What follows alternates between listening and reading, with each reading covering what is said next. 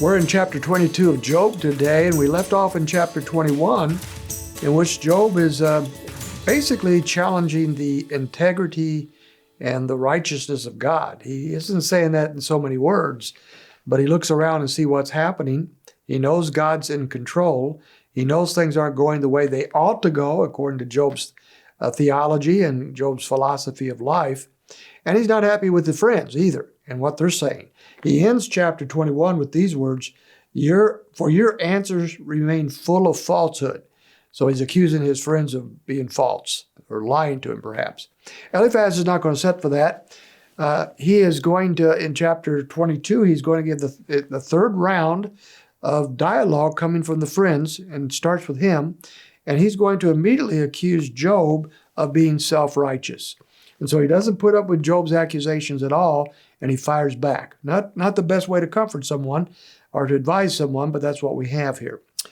In verse 1, it says, "And Eliphaz the Temanite responded, 'Can a vigorous man be of use to God, or a wise man be useful to himself? Is there any pleasure to the Almighty if you are righteous, or profit if you make your ways perfect? Is it because of your reverence that he reproves you, that he enters into judgment against you? Is not your wickedness great, and your iniquities without end?'" So he's just firing right back at Job. Job, your problem is your sin. You are a wicked, wicked man, or God wouldn't be doing this to you. That's his whole philosophy of life, and he's doubling down on that philosophy.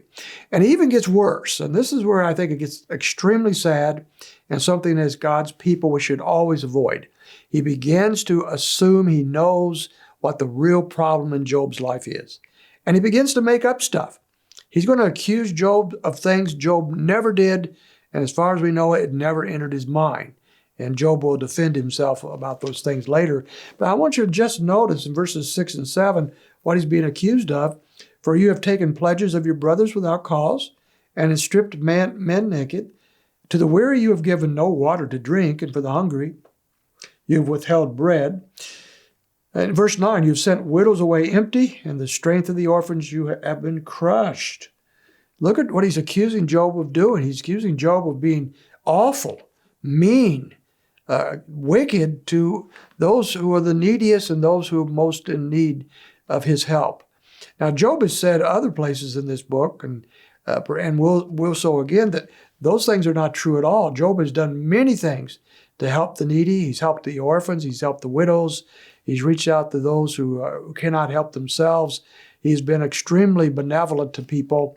Job sees himself as being a very gracious man, perhaps more than he really is. We don't know. But his friend has made up stuff here. And then he caps it off in verse 10 by saying, "This is what's going to happen to you, Job. Look, therefore snares surround you, and sudden dread terrifies you." Well, there he is. Here it is, Job. Here's your problem.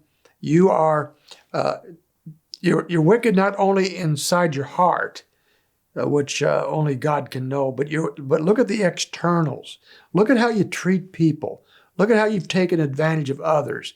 You're accusing God of being unfair, but you're unfair yourself. You've accused God of not doing right with the needy, and they die just like everybody else. You're not taking care of them. God hasn't.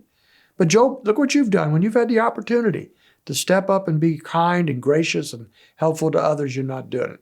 And therefore, verse 10, Eliphaz draws the conclusion that Job is simply getting what he deserves. That's what he's teaching. That's what he believes. This is a sorry thing. I just want to encourage all of us to not read into the hearts of people more than we can actually know. It is God who knows the heart, not us. And when we start believing that we have a handle on why God is doing what God is doing, I think we're above our pay grade here. It's not for us to always know what God is up to. We are always living in a mystery of sort when it comes to that. God is God. He does what he wants to do, and he does things that we don't expect many times. And so for us to assume that somebody else is doing this, that, or the other, if we don't have actual proof, then we better tread pretty lightly. Eliphaz, what is so sad here, Eliphaz is making accusations he cannot prove, things that are not even true, but he is going to say that is the case. That's a hard thing, isn't it? You ever been accused of things you didn't do? You ever been accused of saying things you didn't say? And how do you defend yourself against things like that? Very difficult, very maddening. So we know why Job is upset with these guys. But this is the kind of advice and counsel he's now receiving from those who came to comfort him and now are infuriating him. So we want to see what Job has to say about that tomorrow.